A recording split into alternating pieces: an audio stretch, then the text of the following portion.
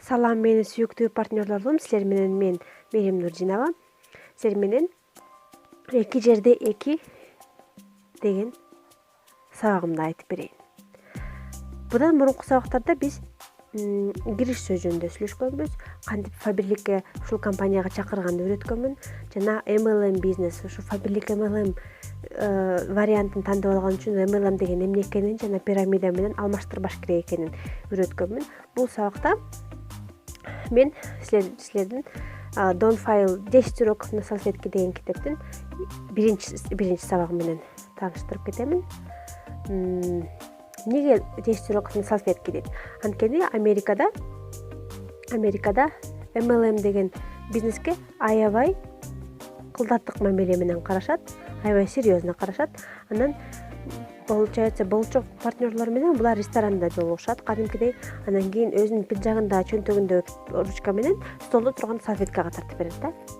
Анан ушул столго эмне жөнүндө тартып берет экенин мен силерге азыр айтып көрсөтөмүн. Эң биринчиден силер өзүңөр ушул бизнеске келгенде эки ключевой партнер издешиңер керек. Эки ключевой партнерди издесеңер, силер жана эки ключевой партнерди издегенде силер алар дагы эки адам таап келиш керек болот. Эки адам таап келгенде силер уже 4 киши болуп каласыңар. Ал 4 ключевой партнерго дагы эки адамды тапканга үйрөтсөңөр, силер уже 8 болуп каласыңар. Анан ошол 8 ключевой партнерлор дагы эки адамдарды чакырып келгенде силер уже 16 киши болосуңар. 16 киши бул силердин командаңар болот, уже ключевой партнер бизнеске даяр адамдар. Ошондо эле силер бир адамды кошкондо эле силер уже 3 кишиден чакырганга үйрөнүп алсаңар, партнерлоруңду үйрөтсөңөр, 3 жерде 3 9 болуп калат. Ал 9 адамыңар дагы 3төн чакырып келсе 27 адам партнерлор болуп калат. 27 адам 3төн эле чакырып калса, силерде ошо 81. Получается, мына бир эле единица кошулду, а бирок силерге 16дан 81 адам болуп кетти да. Бирок бир айта кетчү нерсе, бул эки адам эле каттайсыңар деген сөз эмес, бул эки ключевой партнер табасыңар. Кийинки сабактарда ключевой партнер деген эмне экенин да кененирээк айтып берем, бирок ключевой партнер бул бизнеске даяр, сенин командаңарга активно иштешкен, болочоктогу лидерлериңер болот да. Ошол эки кишини табыш үчүн силер, получается, в среднем MLM бизнес деген ушундай бизнес, бул чоң, көп адамдар менен сүйлөшүшүңөр керек болот да. Мисалы, эки адамды табам деп силер 50 адамга айтып беришиңер керек. 50 адам айтып бергенде арасынан эки адам чыгат. То есть өзүңөрдүн астындагы ключевой партнерлор ушундайга даяр болсун да. 50дөй адамга айтып бергенден кийин, түшүндүргөндөн кийин арасынан эки киши адам чыгат.